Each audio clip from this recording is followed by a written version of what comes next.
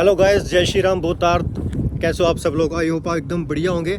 आज इस वीडियो के अंदर स्पेशल बात करने वाला हूं क्योंकि 2024 का एंड आ चुका है और बहुत सारे भाई लोग अपने इंडिया से पोर्चुगल के बारे में आने के बारे में सोच रहे होंगे। भाई मेरे को पिछले 4 साल से मैं पोर्चुगल के अंदर रह रहा हूँ और पोर्चुगल आने के अंदर तब कितने पैसे लग रहे थे और आज की डेट में कितना पैसा लग रहा है। यहाँ पर आना आपके लिए फ़ायदेमंद है या नहीं है, या फिर आप सोच रहे हो कि आपको पेपर जल्दी चाहिए तो कौन सी कंट्री के अंदर आपके लिए जाना बिल्कुल सही रहेगा।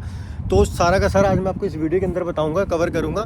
तो सबसे पहले तो भाई जो लोगों ने ऑलरेडी ट्रैवल कर रखा है यहाँ पर, मतलब कि जैसे आप इंडिया से पहले कभी दुबई घूम रखे हो या ठीक है किसी अरब कंट्री में या कोई छोटी मोटी साइप्रस वगैरह, मतलब यूरोपियन कंट्री के अंदर अगर आपको ऑलरेडी ट्रैवल वीज़ा लगा हुआ है तो बहुत बेनिफिट है। फिर तो आप इजीली मतलब आ सकते हो, फिर कोई इतनी प्रॉब्लम नहीं आने वाली है। लेकिन अगर आपका पहले ट्रैवल रिकॉर्ड नहीं है, बिल्कुल फ्रेशर वीज़ा पे आओगे, फर्स्ट टाइम आ रहे हो और फ्रेश पासपोर्ट है आपका, तो आपको थोड़ा सा शेंगन वीज़ा लगने में दिक्कत हो सकती है क्योंकि और एज पे भी डिफरेंस करता है। अगर आपकी एज थोड़ी बड़ी है, अगर आप 30 अबव हो तो वीज़ा मिलने के चांसेस ज़्यादा होते हैं। वैसे इतना कुछ ये कोई पर्टिकुलर नहीं है कि अगर आपकी एज डिफरेंस करेंगे, लेकिन अगर आपने ट्रैवल कर रखा हो और आपके पास कोई बिजनेस शो करा रखा हो तो भी आ सकते हो। और बाकी अगर भाई जैसे लोग एजेंट के थ्रू आते हैं तो यहाँ पर एजेंट के डिफरेंट रेट है अलग अलग हिसाब से।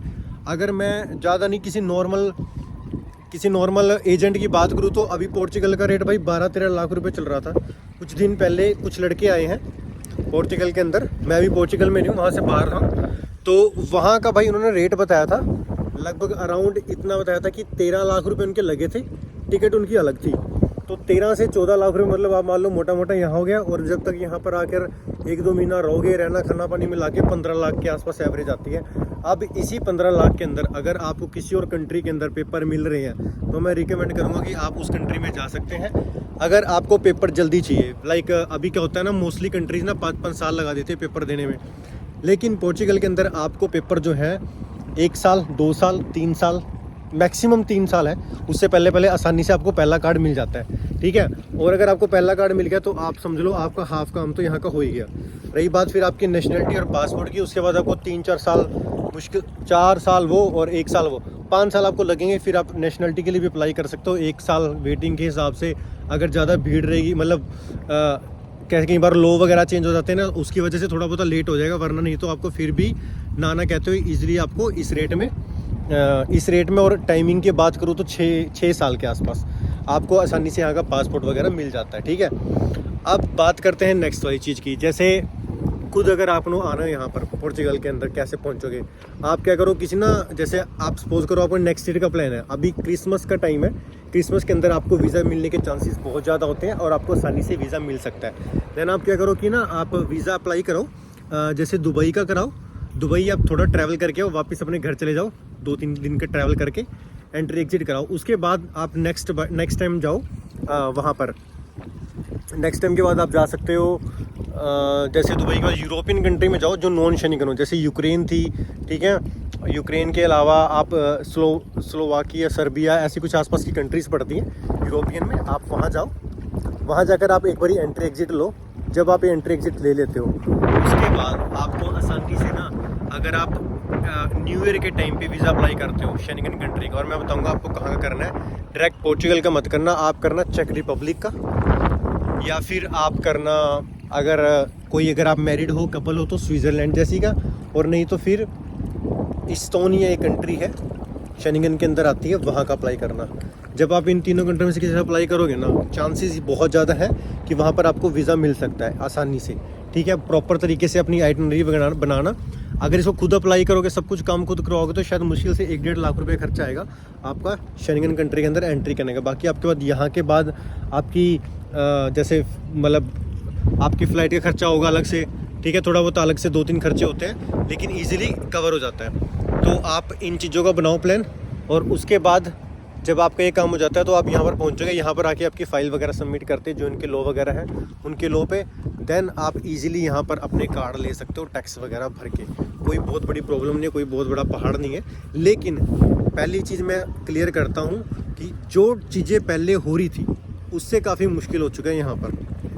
पहले क्या होता था, जैसे आपका कार्ड पहले साल में आ जाता था। ठीक है, आप आए यहाँ, लीगल आई, आपको पेपर लॉक किए एंड देन इजीली सबमिट मिला, आपको टैक्स वगैरह भरे, 12-13 के अंदर आपका कार्ड आ गया था। ठीक है, कार्ड के लिए अप्लाई कर सकते। लेकिन अब ये चीज़ें नहीं होती यहाँ पर। इस चीज़ को अप्लाई करने के लिए और इन चीज़ों पर काम करने के लिए आपको बहुत टाइम लग जाता है और बहुत ज़्यादा स्कैम भी यहाँ पर चलता है। सो अब आप खुद सोच समझ के अपने हिसाब से देखना कि आपके लिए सही पड़ता है कि नहीं पड़ता। बस मेरा इन्फॉर्मेशन डालने का मेन मोटिव ये था कि मैं आप लोगों को बता दूं कि यहाँ पर अभी थोड़ी सी लॉ वगैरह चेंज हुई है और कार्ड मिलने में थोड़ा बहुत टाइम लग रहा है, लेकिन ये है कि पोर्चुगल आपको कार्ड जरूर देगा, चाहे वो 1 साल एक्स्ट्रा लगा दे, 2 साल एक्स्ट्रा लगा दे, लेकिन आपको कार्ड मिलेगा ही मिलेगा यहाँ का।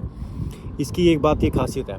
तो अभी अगर आपका प्लान है कि सिर्फ पोर्चुगल के अंदर रहना है और आपके अंदर 1-2 साल का सब्र है कि आप 1-2 साल 3 साल तक रुक सकते हो पीआर के लिए, तो भी आपका मोस्ट वेलकम है, आप यहाँ पर जरूर आओ, ठीक है। और किसी भी स्कैम से, किसी भी लोगों को पैसे देने से बचो जितना ज़्यादा बच सकते हो।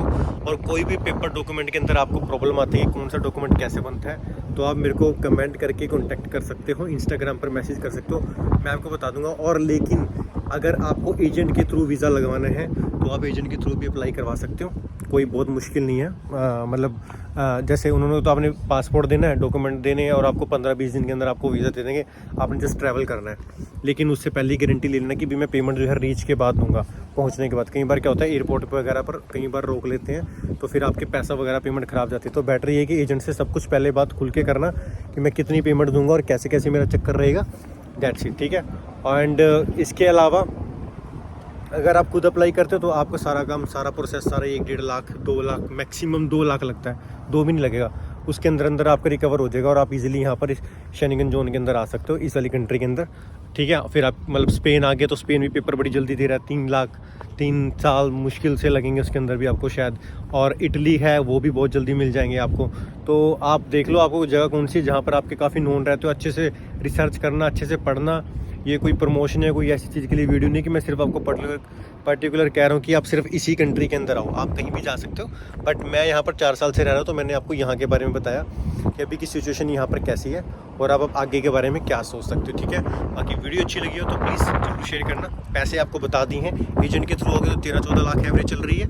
और अगर आप खुद अप्लाई करते हो, खुद आते हो यहाँ पर, देन मे बी ईजिली शायद 2 लाख के आसपास आपके लग जाएंगे, ठीक है। बाकी वीडियो अच्छी लगी तो आप जरूर शेयर कर सकते हो।